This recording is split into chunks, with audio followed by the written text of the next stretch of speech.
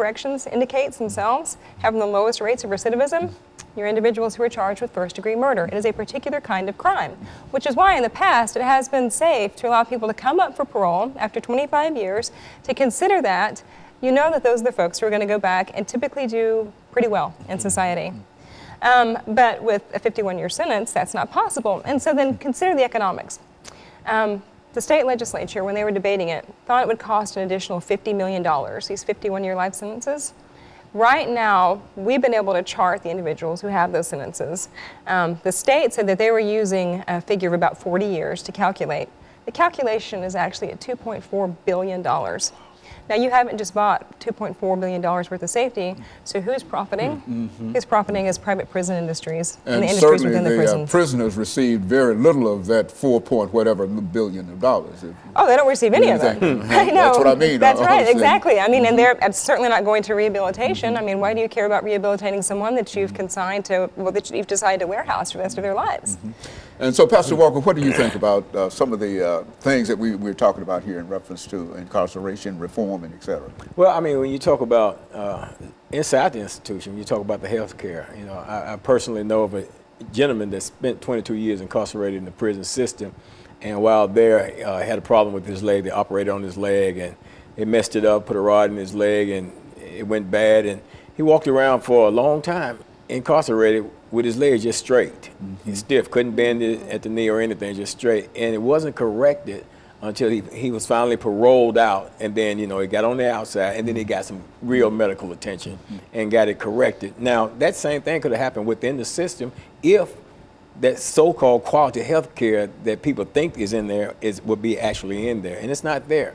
Now, what keeps it from being there? I mean, the money is there, and are we talking about administration or what? I mean, why is it that the people of Tennessee have to spend so much money to get such little results? The bottom line is profit. You don't spend money, you don't spend your profit if you don't have to. So the less money spent, you know, to service an inmate's needs is a win-win situation for the privatized prison system, you know. And then when you have a guarantee, when you have the state guaranteeing CCA in these private prison systems, 90% occupancy. I mean, how do you guarantee 90% occupancy unless you're saying we're guaranteeing you that we're going to create some systems out here that's designed to trap people into crime that can funnel them into the system? We talk about the school to prison. That's what I was thinking. That's the kind of thing you're talking about when you talk about from school to prison and some of the attitudes that they have. That and also when you look at the drug dealing and the drugs in communities and stuff like that, you know, and where the high concentration of drugs and gun violence and all that stuff exists. Yeah, I mean, it's all by design, you know. Yeah, and I would say too, and if you don't think it's by design, I would offer this illustration. The past 30 years, both the United States and Europe have seen a decrease in crime. During those 30 years, Europe started to invest in restorative justice. They began to decarcerate, lower their levels of individuals who were incarcerated, shorten their sentence lengths, and now what we see is that they have half the rates of recidivism, and depending on the country that you look at. During that time period, when we have a drop in crime in 30 years, what does the United States do? It increases its prison population by 600%. It builds more prisons. It privatizes prisons until we have a prison nation at this point in time. And our rates of recidivism are double that. Very good. And of course, we've got about a minute. And so I think the two of you are saying that something can be done in reference to some of the issues that we see in dealing with incarceration and reform. But we have to have people who are willing to give an effort. That is, administrators and custodians and people who have the responsibility for that, legislators as well.